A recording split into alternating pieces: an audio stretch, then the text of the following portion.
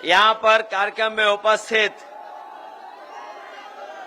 सभी हमारे किसान भाई, आदरणीय बुजुर्ग, बड़ी संख्या में नौजवान साथी, माताएं, बहनें और पत्रकार साथियों, मैं सबसे पहले सांसद जितेंद्र दोहरे जी और उनके सहयोगी साथियों को और समाजवादी पार्टी के कार्यकर्ताओं का बहुत बहुत धन्यवाद और आभार प्रकट करना चाहता हूं कि उन्होंने अपने ब्लॉक के परिसर में बाबा साहेब भीमराव अंबेडकर जी की प्रतिमा लगा करके न केवल हम लोगों को, परिवार को तरह हम लोगों को चलने का मौका दिया है। और हम आपको भरोसा दिलाते हैं कि बाबा साहब भीमराव अंबेडकर जी ने जो सपना देखा था और जिस संविधान को हमें और आपको दिया है, आज के दिन हम सब पीडीए परिवार के लोग ये संकल्प लेते हैं कि कोई कितना भी साहसी हो जाए, ताकतवर बन जाए, कितना भी तानाशाह हो जाए, लेकिन बाबा साहब भीमराव अंबेडकर जी का संविधान हम लोग बदलने नहीं देंगे और इस संविधान के प्रति हम लोग ईमानदारी से खड़े होकर के अपने वोट का अधिकार हमेशा इस्तेमाल करेंगे। आज मुझे बहुत खुशी है कि बहुत सारे समाजवादियों से मिलने का मौका मिल रहा है। न केवल जो हमसे मंच पे व्यक्तिगत रूप से मिले हैं, लेकिन मैं देख रहा हूं सभा में बहुत सारे हमें अपने सभी लोग दिखाई दे रहे हैं। ये वो लोग हैं जो समय समय पर समाजवादी पार्टी को मजबूत करने के लिए अगर कभी भी कोई जोखिम भी उठाना पड़ा होगा तो यहाँ के समाजवादी साथी कभी पीछे नहीं हटे हैं। ये ब्लॉक, महेवा ब्लॉक, जैसा कि आप सब जानते होंगे, न जाने कितनी बार आपने सुना होगा, ये भारत का और उत्तर प्रदेश का पहला ब्लॉक बना था। 1950 के लगभग ये पहला ब्लॉक बना था और पहला ब्लॉक बनने का सपना यही था कि जो हमारे गरीब हैं, गांव में रहने वाले लोग हैं, जो ग्रामीण स्तर पे अपना जीवन यापन कर रहे हैं, समय समय पे जो उन्हें समस्याएं होती हैं, जो खेती बाड़ी से लेकर के उनको आगे बढ़ाने के लिए जो योजनाएं आए, वो ब्लॉक स्तर से लागू होकर के हमारे गरीबों के खुशहाली को बनाने का काम करें। लेकिन इधर हम जब लोग पीछे मुड़ के देखते हैं, जो ब्लॉक का सपना था वो सपना ही रह गया। न केवल सपना रह गया, बल्कि बाबा साहब भीमराव अंबेडकर जी ने ये कहा था कि आजाद भारत होने के बाद हम अंग्रेजों को और उस समय की सरकारों को इस बात के लिए नहीं कह सकते हैं कि उन्होंने बुराई लाने का काम किया या उनकी वजह से हम खुशहाली और तरक्की के रास्ते पे नहीं हैं, क्योंकि अंग्रेज जाने के बाद न केवल हमारा देश आजाद हुआ, बल्कि बाबा साहब भीमराव अंबेडकर जी ने हमें दुनिया का सबसे अच्छा संविधान दिया। और संविधान देने के साथ साथ उन्होंने हमें और आपको अधिकार दिलाने का काम किया है। और वो अधिकार जो हमें संविधान से मिले हैं, हम और आप लोग देखते हैं कि कभी कभी हमारे अधिकारों को छीनने का काम करते हैं। हमारे अधिकारों की कोई परवाह नहीं कर रहा है। पिछले चुनाव में जिस समय समाजवादियों ने पीडीए परिवार का नारा दिया और नारे के साथ साथ हम लोगों ने संविधान बचाने का संकल्प लिया, और उसका परिणाम ये हुआ कि न केवल भारतीय जनता पार्टी उत्तर प्रदेश में हारी है, बल्कि उत्तर प्रदेश में सबसे ज्यादा सीटें लोकसभा में जीतने वाली समाजवादी पार्टी बन गई। आज पीडीए और संविधान और बाबा साहब भीमराव अम्बेडकर जी का संविधान, डॉक्टर राम मनोहर लोहिया के हमारा समाजवादी चिंतन और नेताजी के संघर्ष की वजह से आज हम लोग सबसे बड़ी पार्टी हैं उत्तर प्रदेश में, जहां इंडिया गठबंधन ने सबसे ज्यादा सीटें जीती, वहीं भारतीय जनता पार्टी को हम लोगों ने बहुमत से दूर करने का काम भी किया है। आज उनका बहुमत नहीं है। वैसे तो इटावा औरैया वाले लोग बहुत क्रांतिकारी हैं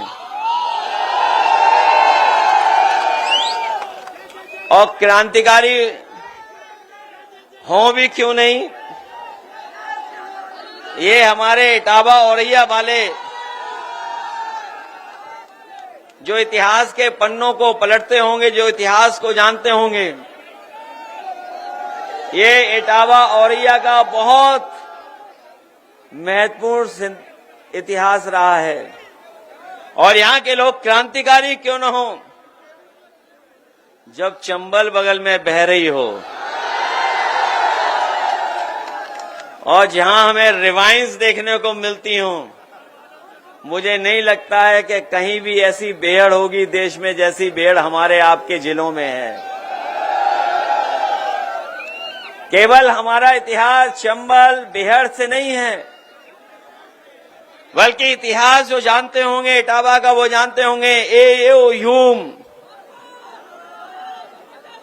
जो ए.ओ. ह्यूम थे, जब 1857 की आजादी की लड़ाई हुई और उसमें यहां के जो कलेक्टर इटावा के थे, उन्होंने क्रांतिकारियों का मुकाबला करने के लिए उन्हें भागना पड़ा और यहां से भाग करके निकल गए।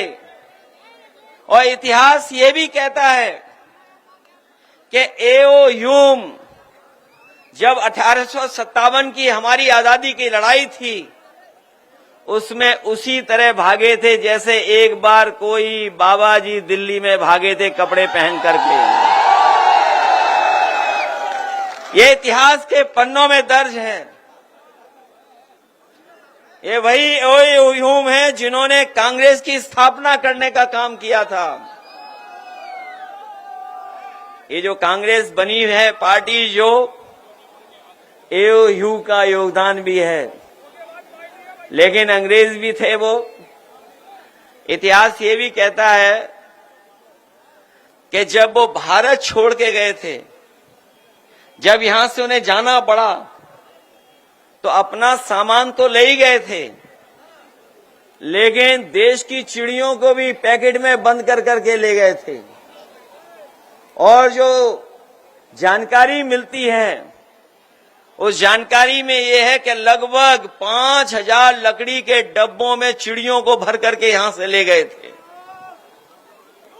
और उसी की वजह से जो यहां से चिड़िया लेके गए थे, वो उसी से म्यूजियम बना था जाकर के। न केवल ए.ओ. ह्यूम का यहां का है हमारा इतिहास, बल्कि औरैया के लोग जानते होंगे गेंदालाल दीक्षित का भी बहुत बड़ा योगदान है आजादी को दिलाने में। उन्होंने जो मैनपुरी कॉन्स्पिरेसी के वजह से जो उन्हें प्रताड़ना झेलनी पड़ी, जो गेंदालाल दीक्षित जी थे, उनका बहुत बड़ा योगदान है कि बिस्मिल जैसे क्रांतिकारियों को अपने साथ लेकर के इस दोनों जिले जो आज हो गए हैं, उसमें तमाम क्रांतिकारियों को उन्होंने जगाया, अपने साथ लेकर के चलने का काम किया। न केवल क्रांतिकारियों का इतिहास है, बल्कि सुनने में आता है एक समय ऐसा था कि यहां से अच्छे डकैत भी कहीं नहीं हुआ करते थे। जो डकैत हुए हैं, उनकी अपनी अपनी अलग कहानियां हैं। जो उस पीढ़ी के कुछ लोग बचे हों, शायद अब नहीं बचे होंगे, लेकिन हमें कुछ बुजुर्ग दिखाई दे रहे हैं जो इन इलाकों पे रहते होंगे। उन्होंने देखा होगा कभी कभी घोड़ों से भी वो आते थे उस समय भी अन्याय था। वो भी कहानियां हैं बहुत सारी डकैतों की, जिसकी वजह से इटावा, मैनपुरी और औरैया और आपके बगल के जिलों का, जो मध्य प्रदेश के जिले की एक पहचान बनी है। उस समय भी तमाम ऐसे लोग हुए पैदा जिन्होंने अन्याय के खिलाफ लड़ने का काम किया। हमारे साथी जो फूलन देवी का नाम ले रहे हैं, फूलन देवी का भी एक अलग इतिहास है और शायद धरती पर दुनिया के इतिहास में इतना प्रताड़ना, इतना अन्याय, इतना अपमान किसी महिला का नहीं हुआ होगा जो फूलन देवी का एक समय पर हुआ है। इतिहास अलग अलग तरीके से लिखा गया। मुझे याद है कि फिल्म बनाने वाले जिन्होंने फूलन देवी फिल्म बनाई थी, जो फिल्म बनाई थी बैंडिट क्वीन, एक बहुत बड़े डायरेक्टर हैं, वो हमें एक हवाई जहाज में टकरा गए थे।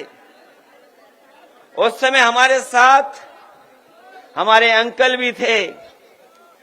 वो एक लंबी यात्रा थी। उन्होंने उस फिल्म के बारे में जिक्र किया और पूछा कि ये बताओ, जब फिल्म अंत हो रही है, बात खत्म हो रही है, तो आपने नेताजी और समाजवादियों का नाम क्यों नहीं लिखा? जिन लोगों ने फिल्म देखी होगी, अगर यूट्यूब, नेटफ्लिक्स, तमाम प्लेटफॉर्म हैं, और आखिरी में यही आता है कि एक पिछड़ी जाति की सरकार आई, उसने फूलन देवी पर मुकदमे वापस लिए, और न केवल मुकदमे वापस लिए बल्कि छुड़वाया।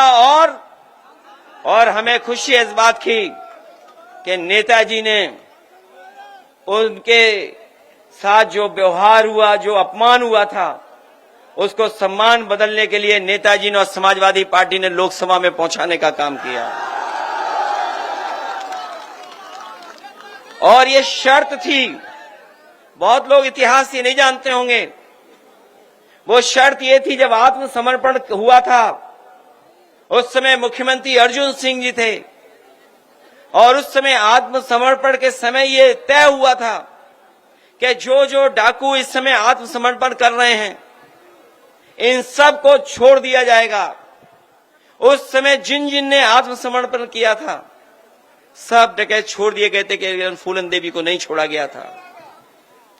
इसीलिए उसी आधार पर नेताजी ने उनके केस वापस लेकर के लोकसभा में भी पहुंचाने का काम किया। जहां इतिहास ये है, वहीं अगर आज के समय पर हम लोग कहीं मुगले आजम का नाम ले दें तो न जाने कितनों को परेशानी हो जाएगी। ये समय ऐसा है कि इतिहास को अलग अलग तरीके से देख रहे हैं लोग, और इस समय पर अगर हम लोग कहीं ये कह दें कि मुगले आजम की फिल्म बनाने वाला वो पैदा अगर हुआ था तो कहां अपने इटावा में पैदा हुए थे, के आसिफ। शायद वैसी फिल्म कभी नहीं बनी होगी जो मुगले आजम की फिल्म बनी है। उसको बनने में भी न जाने कितने वर्ष लगे थे। ये भी इतिहास है इटावा और हमारा आपका औरैया का। जहां ये इतिहास है, वहीं ये भी है कि बहुजन समाज पार्टी के संस्थापक को अगर लोकसभा में किसी ने पहुंचाया था तो यहीं के मतदाता खड़े हुए ने, उन्होंने लोकसभा में पहुंचाने का काम किया था। वो जीत नहीं पा रहे थे कहीं से, वो नहीं जीत पा रहे थे कहीं। वो राजनीतिक परिस्थितियां कैसी थी, हालांकि हमारे पूर्व सांसद आदरणीय राम सिंह साकी जी बैठे हैं, इनके सामने नहीं कहना चाहिए, लेकिन ये बात इतिहास में दर्ज है कि उस समय पर संस्थापक जी को, काशीराम जी को अगर जिताने का काम किसी ने किया था तो नेताजी और समाजवादी लोगों ने लोकसभा में पहुंचाया था।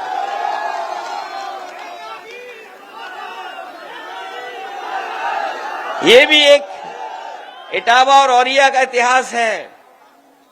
जहां पर डाकू होते थे, जाने क्या क्या इतिहास था, वहां पर आजकल कौन है? आजकल आवाज बब्बर शेरों की आती है।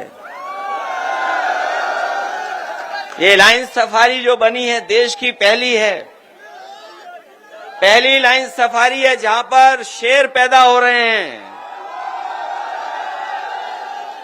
जहां पर कभी डाकू बनते थे, लोग डाकू बनते थे, वहां पर आजकल शेर पैदा हो रहे हैं। और अभी सुनने में आया 1 महीना हुआ नहीं है, 3 शेर और पैदा हो गए वहां पर। जब गोरखपुर वालों को शेर चाहिए था, गोरखपुर वालों को शेर चाहिए था, तो हमारे पत्रकार साथी जानते होंगे, शेरों को किसी ने खाना खिलाया तो इटावा वालों ने खाना खिलाया था। वही शेर गए हैं गोरखपुर, और वो गोरखपुर वाले ऐसे हैं कि वो शेर को खुले में नहीं रख सकते हैं।